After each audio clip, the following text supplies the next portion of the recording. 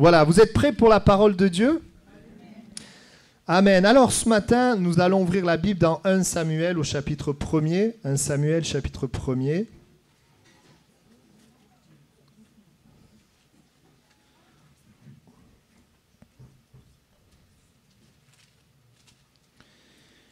Et nous allons lire à partir du verset 1er, nous allons lire certains versets. Nous lisons, il y avait un homme de Ramathaïm Sophim de la montagne d'Éphraïm nommé Elkana, fils de Jéroham, fils d'Élihu, fils de Tohu, fils de Tsuf, Éphrasien. Il avait 2 femmes, dont l'une s'appelait Anne et l'autre Pénina. Pénina avait des enfants, mais Anne n'en avait point. Chaque année, cet homme montait de sa ville à Silo pour se prosterner devant l'Éternel des armées et pour lui offrir des sacrifices.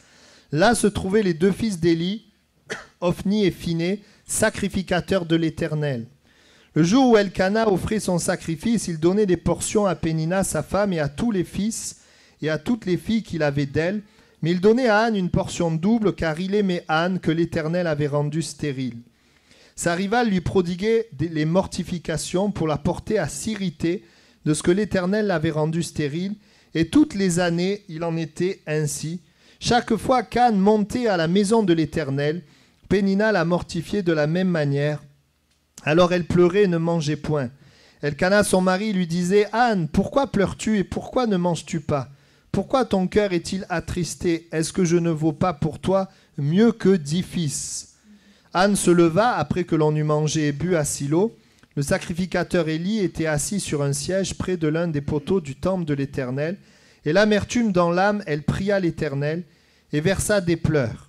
Elle fit un vœu en disant « Éternel des armées, si tu daignes regarder l'affliction de ta servante, si tu te souviens de moi et n'oublie point ta servante, et si tu donnes à ta servante un enfant mâle, je le consacrerai à l'Éternel pour tous les jours de sa vie, et le rasoir ne passera point sur sa tête. » On lit à partir du verset 19. Ils se levèrent de bon matin, et après s'être prosternés devant l'Éternel, ils s'en retournèrent et revinrent dans leur maison à Rama. Elkana connut Anne, sa femme, et l'Éternel se souvint d'elle. Dans le cours de l'année, Anne devint enceinte, et elle enfanta un fils qu'elle nomma Samuel, car, dit-elle, je l'ai demandé à l'Éternel. Amen. Voilà le titre de mon message ce matin, et je crois que c'est une pensée, une parole pour peut-être plusieurs d'entre nous, c'est quand la souffrance dure ou quand l'épreuve se poursuit. Quand la souffrance dure. C'est l'histoire d'une femme qui souffre, Anne. Alors d'abord, elle est l'une des 2 femmes de son mari. Elle n'a pas l'amour exclusif. Alors même si à cette époque-là, la polygamie pouvait être acceptée, néanmoins, je voudrais rappeler que ce que Dieu a dit à l'homme, c'est l'homme quittera son père et sa mère et s'attachera à sa femme.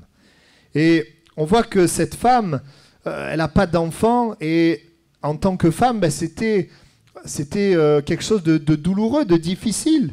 La honte, le manque, la tristesse, surtout à l'époque, c'était quelque chose d'important, et certains même parfois répudiaient leur femme à cause de cela. On voit qu'il y avait une souffrance, le fait de ne pas avoir d'enfant, le fait d'avoir un manque. Et puis, en plus de ça, l'autre femme, qui elle en avait, lui faisait du mal. Hein, l'Écriture dit qu'elle n'arrêtait pas de blesser Anne par ses paroles. Elle se moquait d'elle. Une traduction dit qu'elle l'a poussée à se révolter. Elle l'a poussée à la rébellion. Donc, c'est une femme qui souffre. Elle a mal, elle est agitée à l'intérieur. Elle voudrait une grâce, elle aimerait obtenir une grâce qu'elle n'obtient pas. Et c'est peut-être ce matin le cas de plusieurs. Tu as peut-être un domaine de ta vie où tu souffres.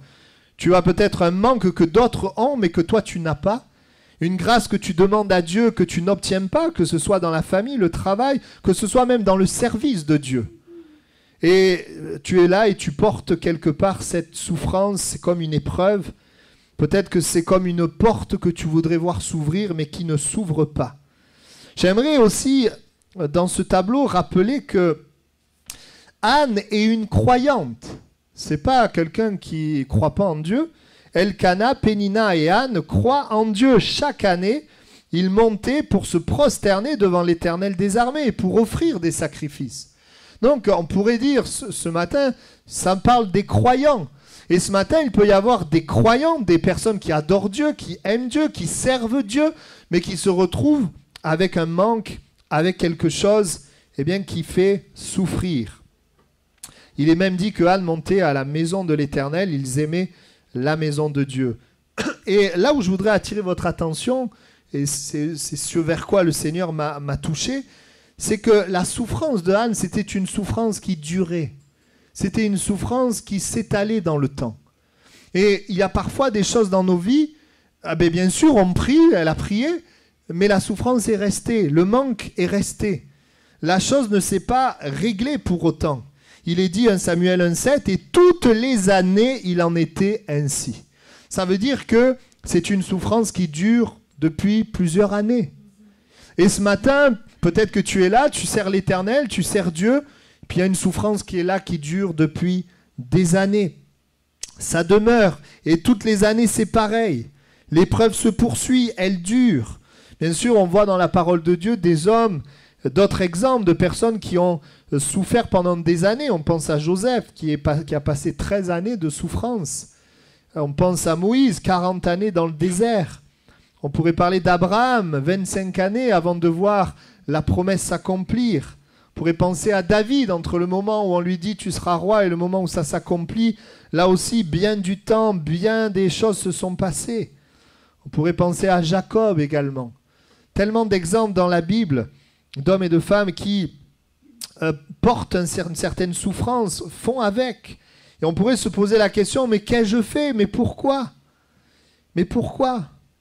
Et ce matin, Dieu voudrait s'adresser à toi qui connais une épreuve qui dure, à toi qui vois une porte qui reste fermée depuis longtemps, à toi qui vis avec un manque qui est constamment là.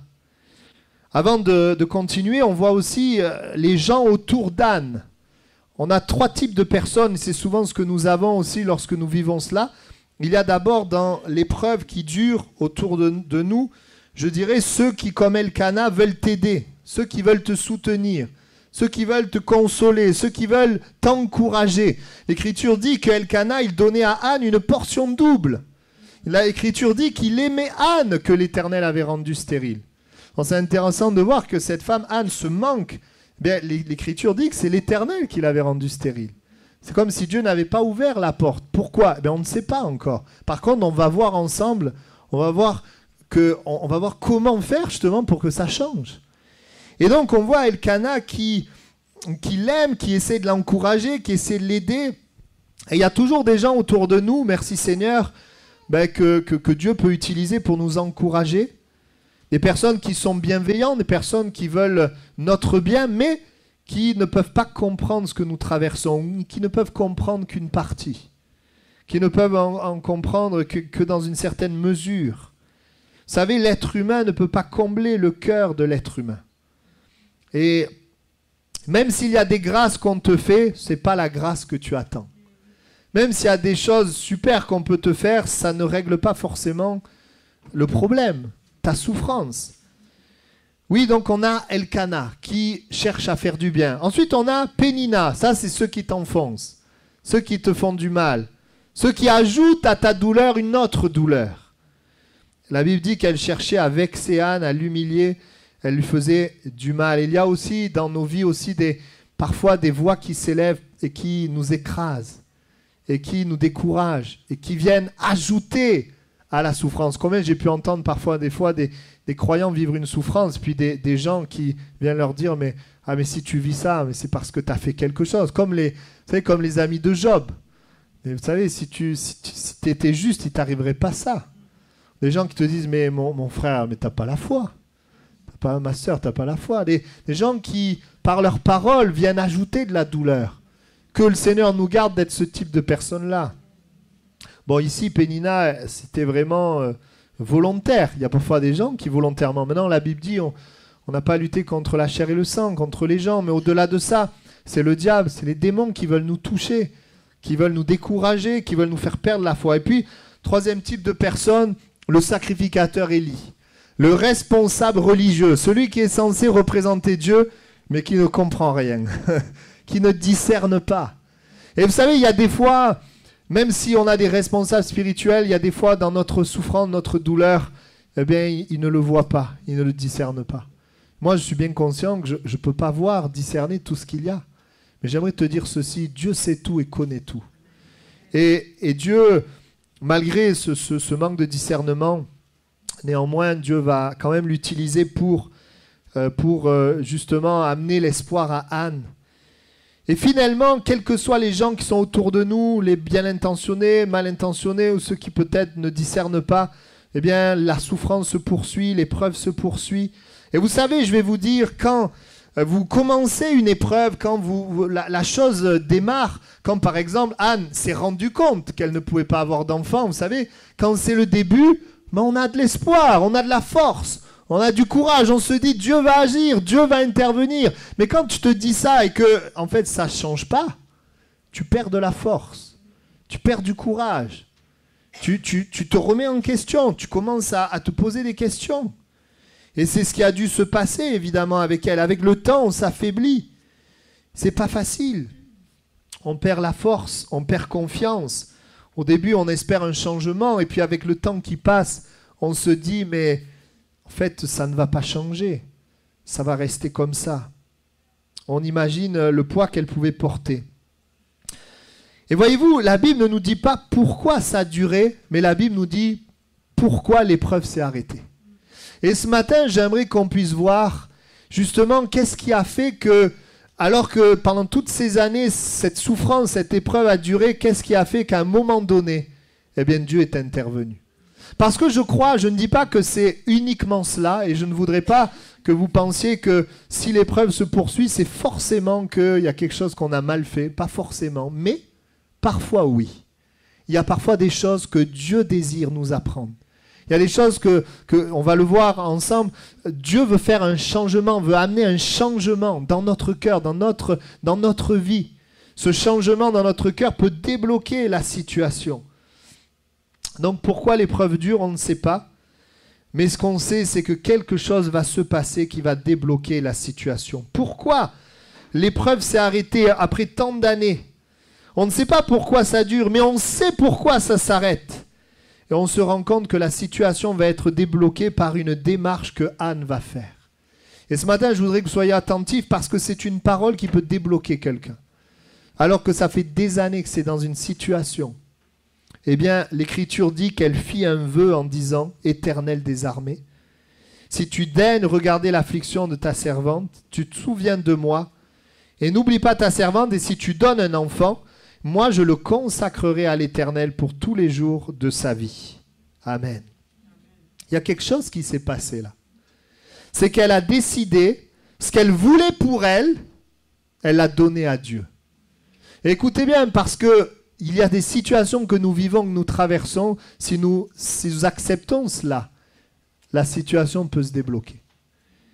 Elle voulait un enfant pour elle, mais à un moment donné, elle a remis à Dieu, et quand elle a remis à Dieu, l'enfant est venu. Il y a quelque chose qui s'est passé. Elle a remis les choses entièrement à Dieu. Ce qu'elle veut maintenant, eh bien, c'est que cet enfant soit pour Dieu. Vous savez, on a toutes sortes de besoins, de désirs, mais est-ce que ce besoin et ce désir, tu l'as véritablement remis à Dieu? Est-ce que véritablement, c'est ce que tu désires par-dessus tout, c'est la gloire de Dieu? Après avoir remis les choses, parce que c'est une chose de faire un vœu, c'est autre chose de respecter son vœu. Mais nous voyons que quand elle a fait ce vœu, elle a respecté ce vœu. C'est-à-dire que quand elle a dit à Dieu, je te le remets, c'était quelque chose de réel, d'authentique, de profond qui était là. Parce que quand Dieu lui a donné, elle a véritablement donné son fils à Dieu. Quand je dis donner son fils, consacré à Dieu. Elle a permis que son fils ne soit pas pour elle, mais soit pour Dieu. Et ça, c'est important. Quand elle ne va plus se centrer sur elle, mais sur Dieu, les choses vont changer. Écoutez bien. Quand tu vas commencer vraiment à te centrer sur Dieu, il y a des choses dans ta vie qui vont peut-être se débloquer. Quand elle va être prête à vouloir le règne de Dieu, les choses vont se débloquer. Et c'est vrai, je ne dis pas que c'est toujours le cas, mais il y a des cas où c'est comme ça. Et peut-être que tu souffres et tu veux des choses pour toi, et tant que tu veux les choses pour toi, la porte reste fermée. Jusqu'à ce que bien, tu puisses dire, Seigneur, ce que je veux, c'est ce que toi tu veux. Je suis prêt à te remettre ces choses. Je suis prêt à t'obéir. Je suis prêt à te faire confiance. Il y a des portes qui restent fermées parce que dans un domaine de notre vie, on ne veut pas lui faire confiance. On ne veut pas lui obéir. Dieu, dans son amour, nous respecte et patiente, attend. On attend l'ouverture d'une porte qui va s'ouvrir lorsque un changement prend place en nous. J'ai vu des hommes et des femmes changer parce que véritablement elles crient à Dieu, parce que véritablement il y a quelque chose qui se passe. Mais j'ai vu aussi des gens ne pas changer parce qu'on fait avec et parce que finalement on reste pareil et on ne considère pas Dieu plus que cela, on reste pareil. Vous savez, on pourrait se dire, ah mais c'était peut-être facile pour elle de tout remettre, mais c'était pas facile pour elle de tout remettre. C'était pas facile pour elle de faire ce vœu parce que la Bible dit qu'elle avait l'amertume dans l'âme et qu'elle versait des larmes, elle versait des pleurs.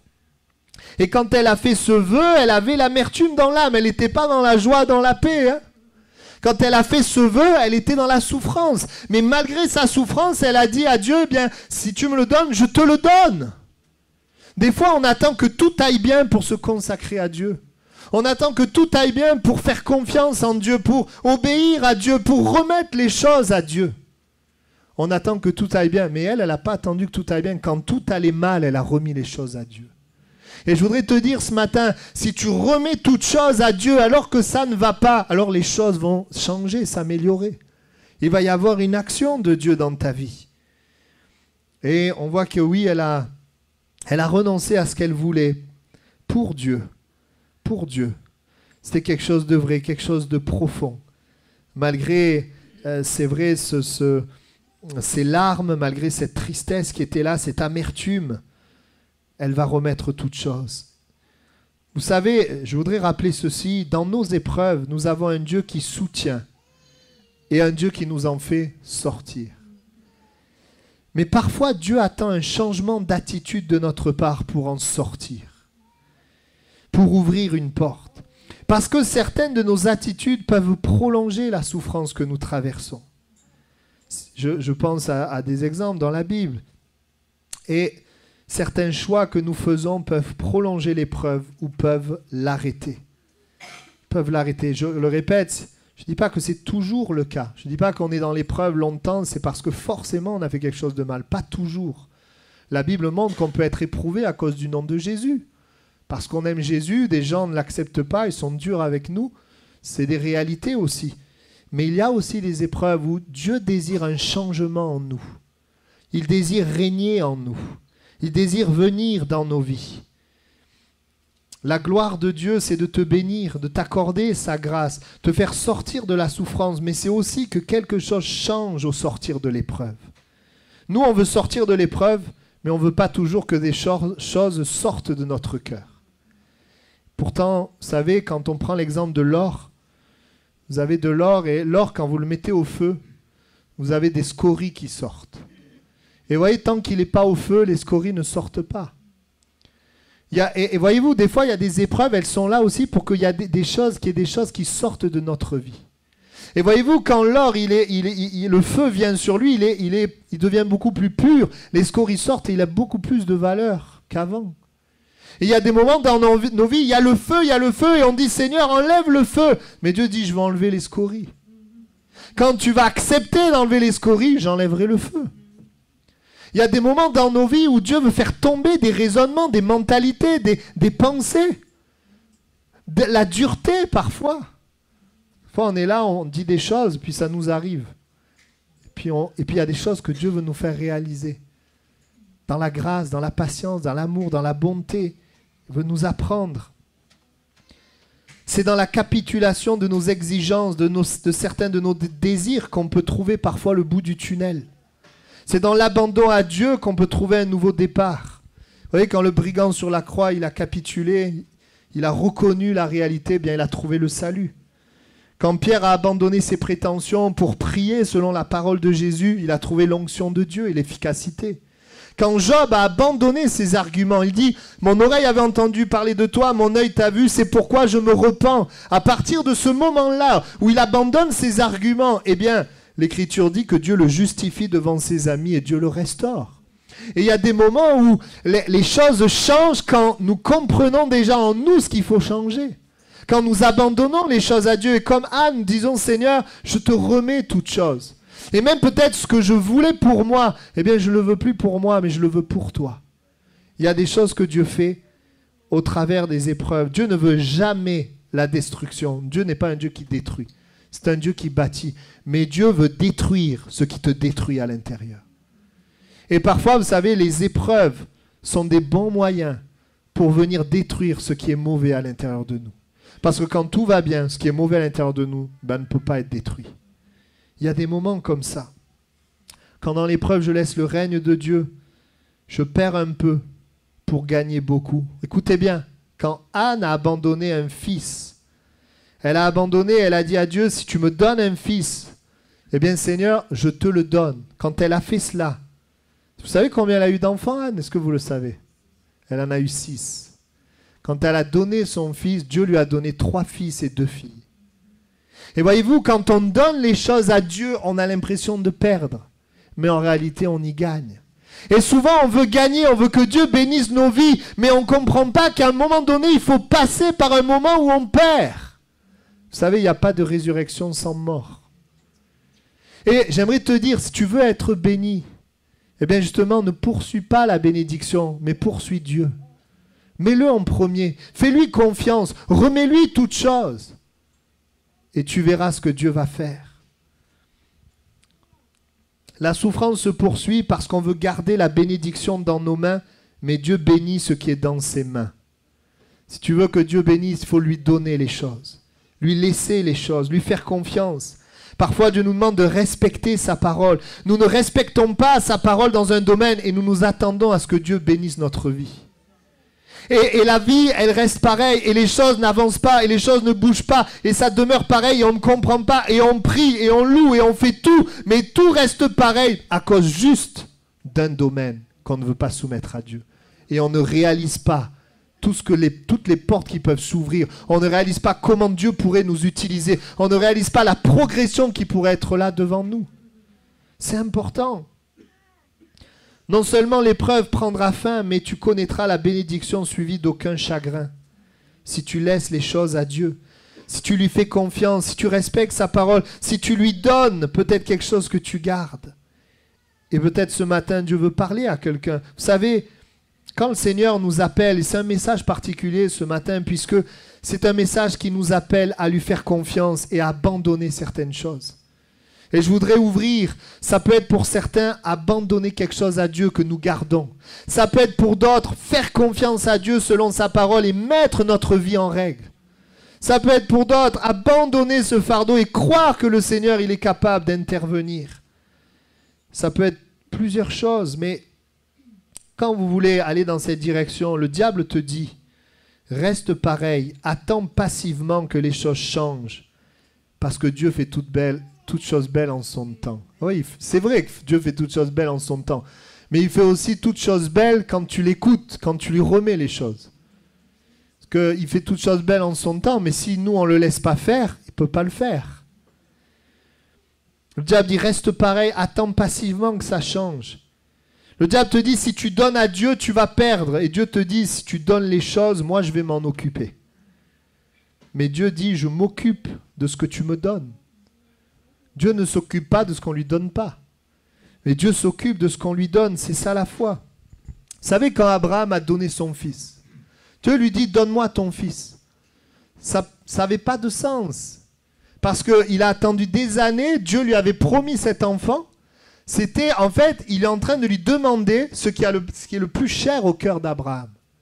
Mais voyez, ce que j'aime chez Abraham, c'est que quand Dieu lui dit, donne-moi ton fils, offre-le, Abraham, il va dire à son serviteur, on va aller, quand on va lui demander, mais qu'est-ce que tu fais?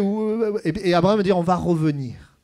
C'est-à-dire qu'Abraham, il savait très bien que le Dieu qui lui demandait son fils n'était pas le Dieu de la destruction. Il ne savait pas ce qui allait se passer, mais il savait qu'il reviendrait parce que c'est le Dieu de la vie et il a été capable de lui offrir son fils. Et en effet, Dieu l'a arrêté. Il n'a pas eu à sacrifier son fils. Beaucoup d'entre nous, Dieu nous demande des choses.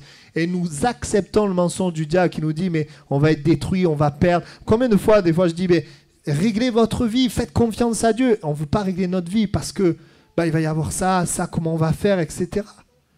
Mais Abraham, il croyait, il savait. Et donc, il va offrir à Dieu. Et voyez-vous, l'Écriture dit, quand il a fait ça, écoutez bien, quand il a fait ça, alors Dieu parle et lui dit, je le jure par moi-même, parole de l'Éternel, parce que tu as fait cela, et que tu n'as pas refusé ton fils, ton unique, je te bénirai, et je multiplierai ta postérité comme les étoiles du ciel, et comme le sable qui est sur le bord de la mer, et ta postérité possédera la porte de ses ennemis. Toutes les nations de la terre seront bénies en ta postérité parce que tu as obéi à ma voix. Vous savez, la bénédiction des hommes, elle existe, mais elle ne dure pas. Et quand il y a la bénédiction d'un homme et que ça ne dure pas, après ça laisse des traces, ça laisse des choses dans notre cœur. Mais la bénédiction de Dieu n'est suivie d'aucun chagrin. Et on voit que quand Abraham va faire confiance, va laisser les choses à Dieu, va abandonner à Dieu, eh bien finalement il va être gagnant. Il va être gagnant. Nous voudrions que Dieu nous bénisse sans lui laisser le règne. Mais ça ne marche pas. Que ton règne vienne, que ta volonté soit faite. Avant la volonté, il y a le règne. Tu veux que la volonté de Dieu soit faite, la bénédiction de Dieu, eh bien laisse-le régner. Et moi je peux dire, parce que ce message, je l'ai vécu et je vais continuer à le vivre. Il y a eu un moment donné dans ma vie chrétienne, jeune chrétien, où j'avais tout perdu. Il me restait juste la Bible et les promesses de Dieu.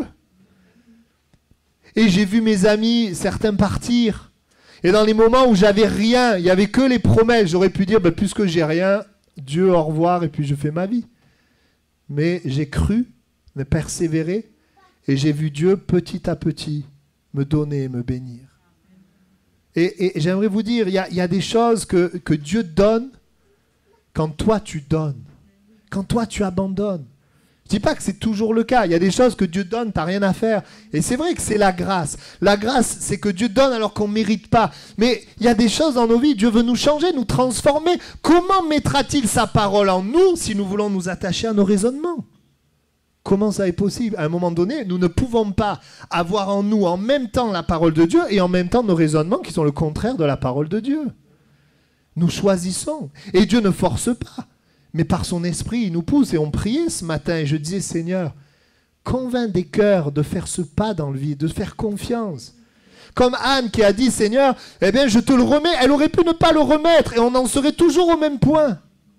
Mais à un moment donné, elle a dit, ce fils, je te le donne. Elle n'imaginait pas qu'en donnant le fils, elle en aurait encore 3 et 2 filles derrière, et elle aurait un serviteur de l'Éternel qui deviendrait une bénédiction pour le peuple. On va y venir. C'est le combat de la foi. Et je voudrais dire que les plus grandes victoires, elles viennent des plus grands abandons. Les choses que tu laisses à Dieu, tu lui fais confiance. Que ce soit des raisonnements, que ce soit des... Oui, toutes sortes de choses qui sont là, on a besoin de lui laisser les choses. Vous savez, je vais vous dire, je me suis mis à sa place. Elle aurait eu des raisons de ne pas donner son enfant à Dieu. D'abord, elle n'a pas d'enfant. L'autre, elle en a plein. Donc pourquoi je vais donner l'enfant que je n'ai pas encore ? Pourquoi elle a des enfants, elle a eu besoin de donner rien à personne et moi, je dois donner mon enfant ? Il y a toutes sortes d'obstacles, toutes sortes de raisonnements qui sont là. Ouais, mais je voudrais vous dire un truc, c'est que l'enfant que Dieu a donné à Anne, c'était pas le même impact que les autres. Hein. Et on voit qu'il y avait des obstacles. Pourquoi donner la chose la plus précieuse que je vais avoir, que j'aurai, que j'ai ? Et puis en plus, elle est dans un temps où les responsables religieux, ils sont mauvais. Elle est dans un temps où ils sont à côté de la plaque. Parce que quand elle voit que le responsable religieux, il croit qu'en fait elle a bu de l'alcool, elle aurait pu se dire, à quoi ça sert que je donne mon enfant à Dieu si c'est pour qu'il soit avec... Excusez-moi, mais c'est rigolo là, ces personnes-là. Bon, faut pas qu'elle dise ça, on respecte. Mais elle aurait pu se dire, mais à quoi ça sert que je donne mon enfant à Dieu avec... Parce que la Bible dit que les fils, ils faisaient de grands péchés devant l'Éternel. Ils couchaient avec les femmes qui venaient, ils prenaient l'offrande des gens, faisaient des choses dramatiques. On pourrait se dire, à quoi ça sert que je donne les choses à Dieu si les chrétiens, les religieux, c'est ça ou c'est ça ? Vous comprenez ? Elle aurait pu dire, mais vous savez quoi ? Quand on donne à Dieu, Dieu s'en occupe. Même s'il y a des mauvais, Même s'il y a des religieux, même s'il y a des choses, Samuel, il est devenu un homme de Dieu, un prophète en Israël. Et il y a toujours des raisonnements qui s'élèvent contre la parole de Dieu. Mais le Saint-Esprit veut convaincre nos cœurs parce qu'il voudrait tellement que la porte s'ouvre dans ta vie et que l'épreuve qui dure prenne fin, s'arrête. Amen. Vous savez, Zachée, on a médité sur lui jeudi. Zachée, si sa vie a changé, c'est pas parce que Jésus lui a parlé, parce que Jésus lui a dit, Zachée, il le voit dans l'arbre, descends de ton arbre. Je veux entrer dans ta maison. Mais si Zachée, il avait dit non, je veux rester dans mon arbre, mais sa vie n'aurait pas été changée. Il a fallu à un moment donné que Zachée accepte d'ouvrir sa maison, d'ouvrir son cœur, de montrer ce qu'il est vraiment, de laisser toute chose à Jésus. Et c'est là que tout a changé. Nous, on voudrait que tout change, mais je ne m'implique pas. Je donne rien, je n'ouvre pas mon cœur. Non, les choses peuvent changer quand tu t'exposes à Dieu. Amen. Parfois, je vais vous dire, j'ai vu des personnes dans les épreuves, non seulement ils sont sortis de l'épreuve, mais dans l'épreuve, ils se sont consacrés à Dieu. Parce que vous savez, quand tout va bien, Dieu, on prie un peu quand, voilà, quand ça, de temps en temps. Mais quand ça ne va pas, je te garantis que tu peux prier un peu plus. Et que dans ces moments-là, il peut se passer quelque chose dans ton cœur qui fait que quand tu sors de l'épreuve, tu es maintenant attaché à Dieu. Tu n'es plus ce que tu étais avant. Et voilà, écoutez bien, voilà le cœur de Dieu. Écoutez bien, c'est que quand vous rentrez dans l'épreuve, Dieu veut vous en faire sortir, mais il veut vous en faire sortir en étant plus attaché à lui que quand vous y êtes entré. Ça, c'est le cœur de Dieu. C'est ce qu'il veut. Parce qu'il sait qu'en étant attaché à lui, eh bien, vous vivrez la paix, la joie, la bonté, parce que c'est un Dieu qui est bon. Amen. Quand tu es dans la souffrance, et que tu considères vraiment Dieu, eh bien Dieu agit. Et je voudrais encourager, plusieurs sont là, et peut-être certains vous vous approchez de Dieu, et je vous vois venir régulièrement. Le fait même de venir à l'église montre une soif, une faim. Et quand on vient, parce que justement on a faim, on a soif, vous savez quoi? Dieu donne à boire. Dieu agit. Et on est spectateur de ce qu'il fait. Des fois, vous savez, quand on regarde, je le dis souvent ça, quand on regarde sur le moment, on n'a pas l'impression de changer. Mais quand on s'approche de Dieu dans le temps, eh bien, qu'on regarde en arrière, on se rend compte que Dieu a changé des choses. Que Dieu a fait des choses. J'aimerais terminer avec 3 conséquences heureuses. 3 conséquences heureuses de ce que Anne a fait. Ce fait de remettre à l'Éternel cet enfant, finalement, cette bénédiction. D'abord, je dirais une bénédiction spirituelle pour elle-même. C'est-à-dire que Anne a été changée. Alors qu'elle était centrée sur son problème, elle va se centrer sur Dieu. La souffrance va amener Anne à une plus grande consécration envers Dieu. Dans cette difficulté, elle va dire, Seigneur, eh bien, ce que je veux maintenant, je te le donne. Pendant des années, j'ai continué de vouloir un enfant pour moi, peut-être pour être élevé, pour être aimé, pour toutes sortes de raisons. Mais je décide maintenant de le vouloir pour toi. Et voyez-vous, quand elle a fait ça, moi j'aimerais vous dire, première bénédiction, il y a eu un changement dans son cœur. Et elle est passée, je dirais, d'un récipient qui reçoit la bénédiction à un canal qui la transmet. Ça, c'est la première bénédiction. La deuxième, dans la première, elle est devenue une servante de Dieu, qui donne à Dieu et qui vit pour Dieu, qui choisit de donner au lieu de recevoir. Et en faisant cela, elle a reçu. La deuxième bénédiction spirituelle, c'est une bénédiction spirituelle pour les autres.